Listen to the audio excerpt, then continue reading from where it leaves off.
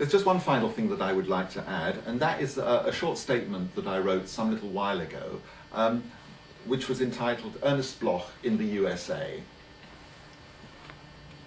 This was written originally in September 2007. Although Ernest Bloch was born in Geneva in 1880, studied in several important European cultural centres during his youth, Geneva, Brussels, Frankfurt, Munich and Paris, and wrote many significant early works in or near the city of his birth, it was in the USA that his career as composer, conductor and educator reached its zenith. Bloch sailed to New York for the first time in 1916, at the height of World War I. Immediately, prominent musicians expressed deep interest in and admiration for several of his large-scale works, including those known collectively as the Jewish cycle, comprising 3 Jewish poems, 3 psalm settings, Israel Symphony, Shlomo, and the first string quartet, sometimes known as the Hebrew Quartet, which he had recently completed. He returned to New York in 1917, this time bringing his wife, son, and 2 daughters.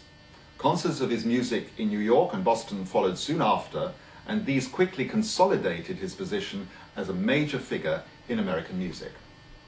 Over the coming years, his most important teaching positions were at the Mannes School of Music in New York, 1917 to 20, the Cleveland Institute of Music, which he founded and directed between 1920 and 25, the San Francisco Conservatory of Music, director 1925 to 30, and, after a period in Europe devoted exclusively to composition, 1930 to 38, his tenure at the University of California at Berkeley for a series of summer music courses.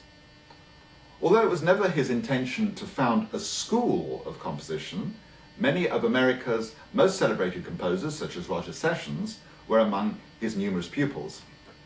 In 1924, Bloch applied for and received American citizenship, and many of his compositions reflected a deep affection for his adopted country.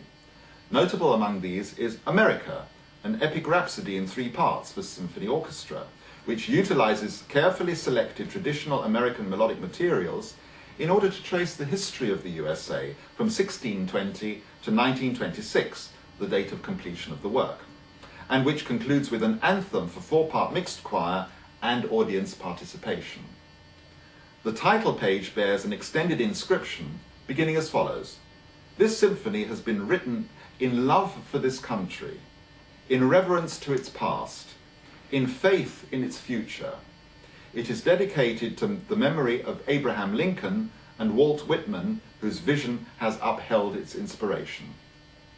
The America Symphony won the Musical America Prize in 1926. Other compositions, particularly expressive of Bloch's devotion to the New World, are first of all Poems of the Sea, a piano work of 1922, also existing in an orchestral version, inspired by the poetry of Walt Whitman.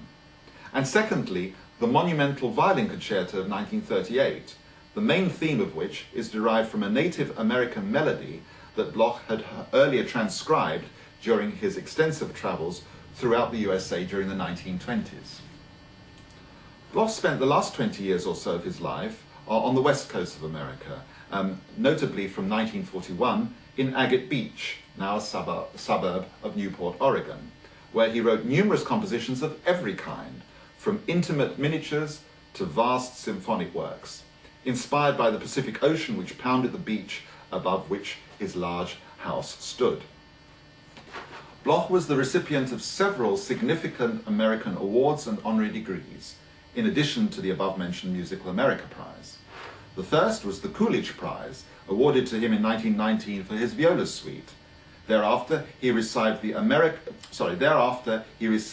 American Academy of Arts and Letters Gold Medal in Music, 1942, the New York Music Critics Circle Award, 1947 and 54, the National Jewish Welfare Board Frank L. Weil Award, 1956, the Fine Arts Commission of the City of Portland Special Award, 1958, and the Brandeis Creative Arts Award, 1959.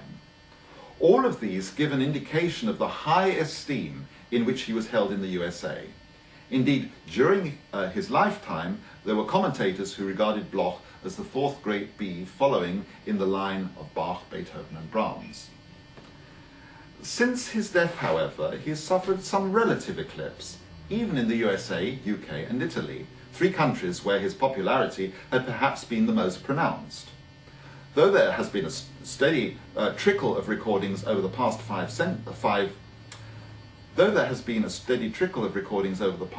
decades, live performances of music have been relatively few and far between, except for the 10 or 11 well-known pieces which are part of the standard Western classical repertoire, which have been performed quite frequently.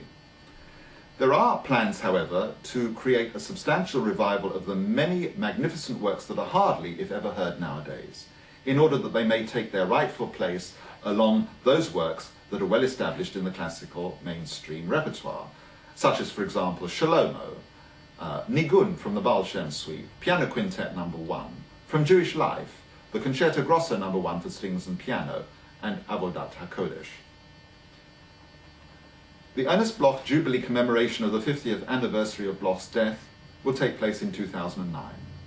Events are being organised in cities and towns in the USA, UK, Switzerland, Israel, China and elsewhere. As a forerunner to this international festival, the University of Cambridge hosted an international conference on Bloch at the Fitzwilliam College in Cambridge at the end of July 2007, attracting delegates from many parts of the world, including 8 members of the Bloch family, 4 from the west coast of America and 4 from Switzerland.